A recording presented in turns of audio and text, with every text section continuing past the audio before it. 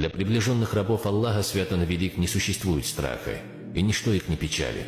Какой смысл иметь все деньги этого мира, роскошь этого мира и весь его комфорт, а также силу, власть и влияние? Какой толк от всего этого, если Аллах при этом недоволен тобой? Какой смысл? Конечно, ты опечален, конечно же, ты омрачен. Это все из-за того, что Аллах недоволен тобой. Добейся довольства Аллаха, и Он сделает тебя счастливым. Но ты грешишь днем и ночью, и при этом хочешь быть счастливым, и чтобы Аллах был доволен тобой? Это невозможно. Ты ослушаешься Аллаха, но в ответ хочешь, чтобы Он сделал тебя счастливым? Этого никогда не будет. Ты впадаешь в запретное и желаешь, чтобы Всевышний одарил тебя счастьем?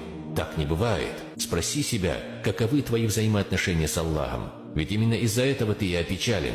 Ты грустишь из-за своего языка, который уже высох от непоминания Аллаха Свят Он Велик.